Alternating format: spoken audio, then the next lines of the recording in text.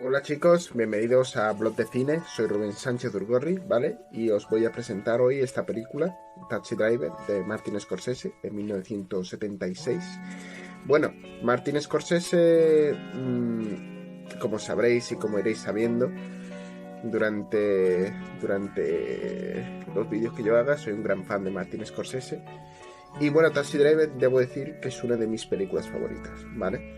Taxi Driver es una gran película hecha en 1976, aunque tengo que decir que esta película, más que una idea de Martin Scorsese, es una idea de Paul Schrader. Paul Schrader es uno de los mejores guionistas americanos de los últimos 50 años, ¿vale? Y de la segunda mitad del siglo XX, del cine de Hollywood. Paul Schrader ya venía de hacer los guiones de Fascinación y de Yakuza, ¿vale? Fascinación de Brian De Palma y Yakuza de Sidney Pollack, 1974 y 1976. Paul Schrader en esa época estaba totalmente jodido, ¿vale? También hay que apuntalar que es hermano de Leonard Schrader.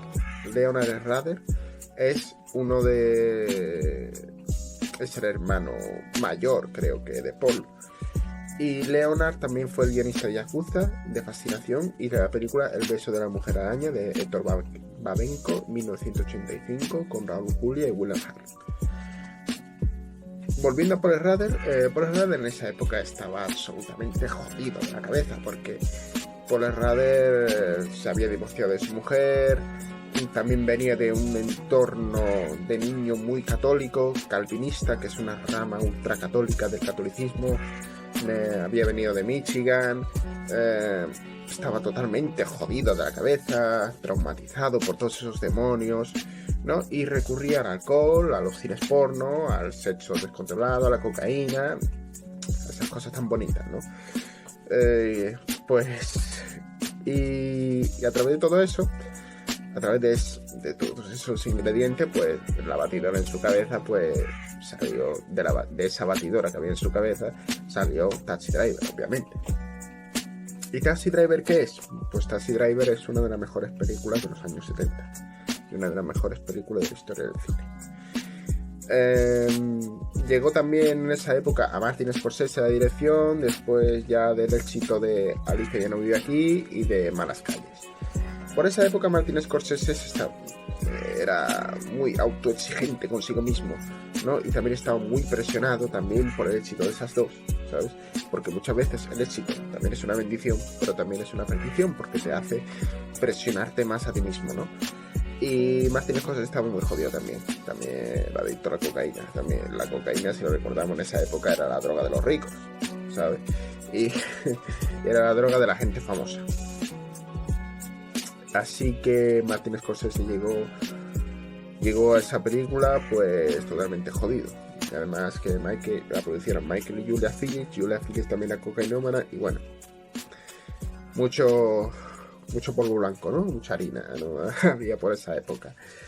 Pues sí, así que llegó a esa película, ¿no? Y llegó con un solo actor en la cabeza, que era Robert De Niro. Robert De Niro ya estaba comprometido de años antes del Padrino 2, estaba totalmente comprometido, pero lo que pasó era que había ganado el Oscar y se había subido su caché. Pero ¿qué pasó? Que Robert De Niro era un hombre leal, era un hombre de palabra, y dijo, voy a hacerlo por el salario mínimo, y lo hizo, ¿vale? Y bueno, ¿de qué trata la película? Pues la película trata sobre Travis Bickle. Travis Bickle acaba de salir de la guerra de Vietnam, acaba de volver, ¿no? Totalmente jodido, traumatizado, con una gran soledad en su interior, un gran vacío. La película es en sí misma una oda al nihilismo, es una oda al individualismo. También trata sobre una época en la historia norteamericana bastante jodida, porque estaba la corrupción del Watergate, la derrota de Vietnam, la dimisión de Nixon, había llegado Carter, que tampoco ilusionaba como tenía que ilusionar, y bueno, todo eso pues influyó en el contexto de la película, ¿no? ¿Cuál es de todos los problemas del país el que más le preocupa? Pues no lo sé. Yo no sigo la política de cerca, así que no lo sé.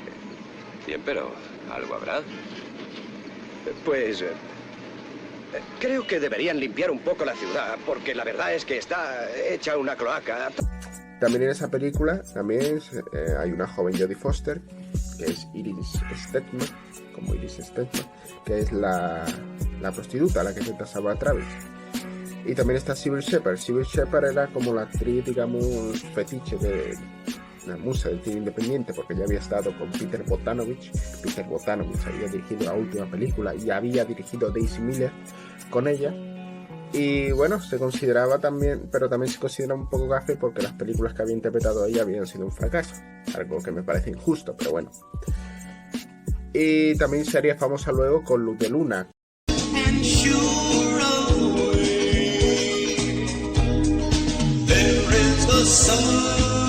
También estaba Harvey Keitel. Harvey Keitel es el chulo de Iris.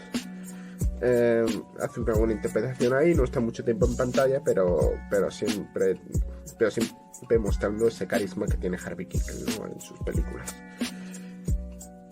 Y también podríamos decir, hablando ya de otros aspectos técnicos de la película, la fotografía es maravillosa, de Michael Chapman. Michael Chapman, hay que decir que Michael Chapman no tenía mucha experiencia en lo que es la fotografía, ¿no? Le hicieron un poquito a voleo, ¿no?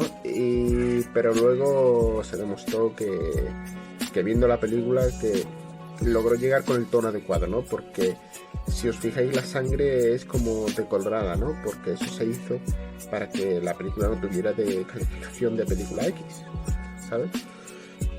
Porque sabemos con la película no es tampoco ninguna historia que te vaya a motivar para nada, bueno, para cosas malas, ¿no? Como se demostró en el año 81, ¿no? Como se vio, ¿no? Cuando John Hinckley intentó asesinar a Ronald Reagan, ¿no? Para impresionar a Jodie Foster, y se había visto la película 100 veces, ¿no? Y se había fundido, digamos, con el personaje de Travis, ¿no? Más o menos como Mark David Chapman cuando mató a John Lennon y se fundió con el personaje de Salinger Holden Caulfield, pues lo mismo, ¿sabes? Mucho loco que había en esa época, mucho loco que hay ahora, ¿no? Solo hay que ver lo que ha pasado, ¿no? Los tiroteos que hay. Pero bueno, volviendo a la película fue un éxito, ¿vale? Se presentó en el Festival de Cannes y ganó la Palma de Oro. Y bueno, la película es buena, es una obra maestra, ¿sabes? Pero también es cierto de que competía en los Oscars con Rocky. Tú ves Rocky, te motiva, te dices, joder, es una historia de superación. Este tío que era un don nadie ha llegado a derrotar a Apollo Creed, nadie creía en él. Mientras que ves Travis y dices, joder, vale, muy buena la película, pero tampoco es que me vaya a alegar el día tampoco, ¿sabes? Así que, digamos, Rocky también es un película, ¿eh? No me entendáis mal, haré una crítica también de ella.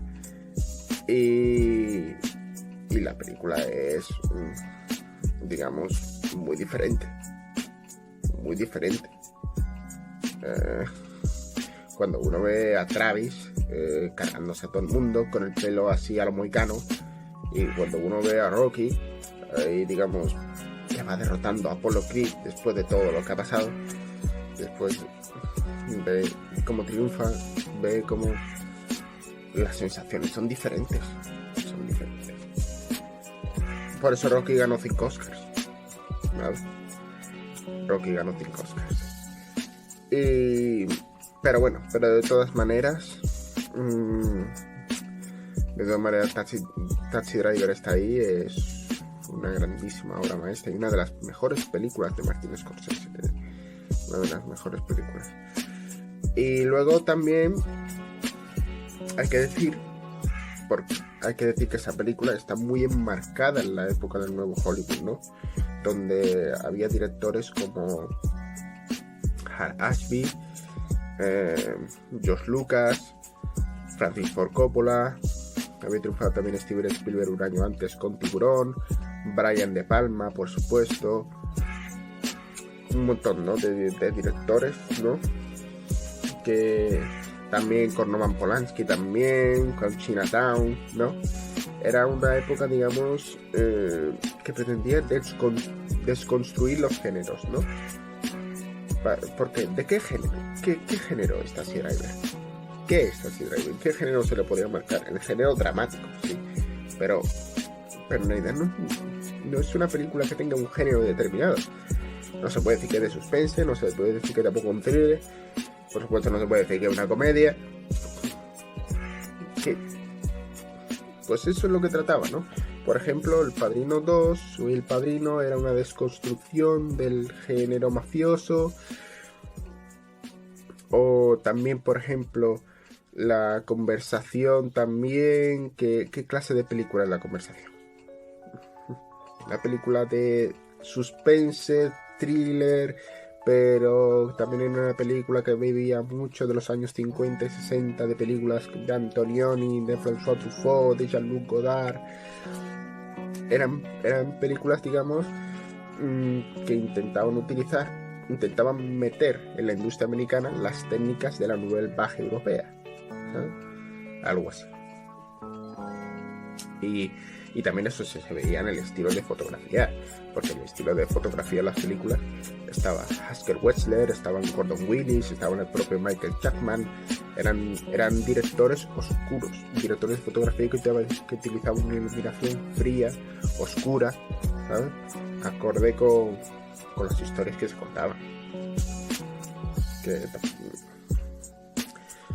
Y esa película también, por ejemplo, películas como Taxi Driver, por ejemplo, de la que estamos hablando, hablaban de la corrupción política a través de personajes como el de Charles Valentine, por ejemplo, y digamos, también la corrupción política también era algo habitual en las películas de esa época. Por ejemplo, Hal Ashby utilizaba un shampoo, hablaba de la hipocresía política, social y sexual que había en la América de los años 70, o en Tiburón propiamente. Los verdaderos villanos no son tanto el propio tiburón, que es un animal natural, ¿vale? Que mata y come, pero es natural, ¿no? Va en su ser.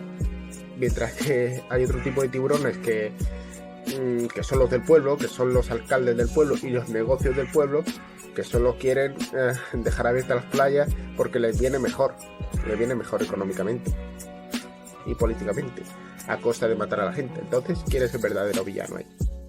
Igual, ¿no? Así que bueno, películas también. Luego ya empezaron los blockbusters, Tiburón, El Padrino, El Exorcista, William Friedkin también, un director también del nuevo Hollywood también, Fresh Connection, nada más. Fresh Connection también era una película que se marcaba mucho en los thrillers, pero digamos reinventando los géneros, ¿no? Reinventando el género. Así que bueno. Llegaron los blockbusters, como estoy diciendo, y ya pues eso hizo un modo de hacer industria que dejó ya de ser el predominante, que eran los de películas más de autor, de Coppola, de Ashby, para dejar paso a películas ya que serían los años 80 más comerciales, ¿sabes? Que eran no peores, ¿sabes? Porque yo soy un defensor de cine de los 80, porque a mí no me parece que hubiera sido una década tan mala, ¿sabes? Pero lo que pasó es que películas como La Puerta del Cielo o Apocalipsis Now, pues fueron fracasos. Bueno, Apocalipsis Now no, pero La Puerta del Cielo fue un fracaso monumental y que ya destrozó ya el tipo de negocio, el tipo de industria que se hacía en el nuevo Hollywood, los años 60-70, que era una industria en la que predominaba el director ante el productor. Pero luego, ¿qué pasó? Que en los años 80, a través de esos fracasos, de grandes películas, pero fracasos monumentales, pues se cambiaron otra vez las tornas. Ya era el productor el que tomaba la batuta, ¿sabes? Otra vez. Para mí, mientras salgan películas buenas, pues la verdad es que todo el director, pero era una manera, digamos, de hacer industria que predominaba la visión del director sobre la del productor, ¿sabes? Pero ahí dicen que mucha gente le acusa de de lo que hay ahora, de la predominancia de los blockbusters, de los superhéroes, de Netflix y todo esto, empezó en los años 80-70 con George Lucas y con Steven Spielberg, que le echan la culpa. Y Steven Spielberg y George Lucas son... Bueno, Steven Spielberg, vale. George Lucas lo que pasa es que dilapidó su talento a favor de la de Star Wars. Y ya está. Pero la primera película de George Lucas, American Graffiti, THX y la trilogía de la Guerra de la Galaxia está muy bien, la primera. Bueno, volviendo a Taxi Driver, para ir acabando, que veáis esta maravillosa película, ¿vale? Que os gustará, es una de las grandes obras maestras del cine americano del siglo XX. Y nada, y ya me dejáis vuestros comentarios y me decís qué os ha parecido, ¿vale? Bueno, adiós.